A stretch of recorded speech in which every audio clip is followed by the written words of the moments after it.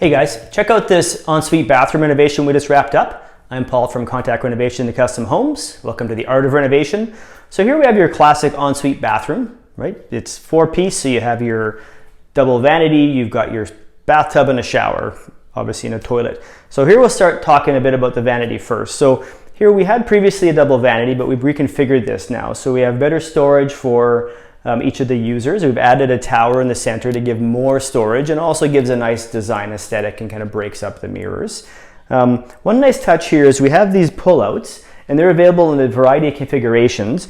This one's great with a couple bins. Here we have the hair dryer in there and other large appliances. It's nice for storing them and organizing their cables and whatnot. And there's other configurations available where you can have them set up for anything from bottles, other personal toiletries, things like that. So lots of customization options within your millwork. So give that some thought when planning your vanity. Make sure it's going to store your stuff the way you'd want it to be used. I guess we'll talk about the floor generally here. So here we have a nice large format tile. This is a heated tile floor. One thing you may have noticed is we're missing our glass for our shower. That's coming, it's in production now. But I wanted to point out the fact that it's a curbless shower. So you can see here there's nothing to trip over or step over on the way into the shower, which is great if you have a disability, as you get a bit older and don't worry about a tripping hazard. And just aesthetically, it's a really nice look. So a lot of planning goes into this. Here we actually had to recess the shower pan into the floor structure to be able to get this curbless detail. And again, we went with the linear drain, which is a nice modern detail as well. You can see the wall tile again is large format.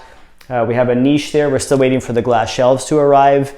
And probably hard to tell from this video, but that niche is perfectly centered between two large format tiles. And that again takes a lot of planning and is a detail that really is for those with a keen eye. Well, typically you'll probably just see your niche has a bunch of smaller tiles cut around it to make it fit. This one was planned well in advance to make sure that it was a nice seamless placement of that niche. This is a steam shower. So here we've designed a sloped ceiling, and that's to help have the hot water that builds up on it can run off and run down the wall, not drip onto you. And again, you have to think about how you're going to design that sloped ceiling so it doesn't look awkward when you first walk in. So now we've sloped it to the back wall, which makes it less obvious when you first enter into the room.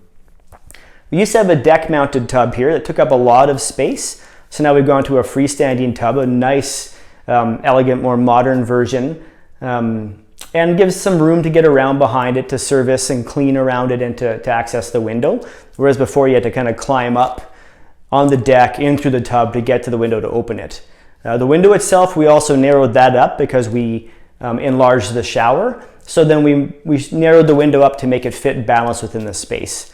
Other nice little features in here is we have a heated towel rack, which is nice. We have some great lighting details in here as well.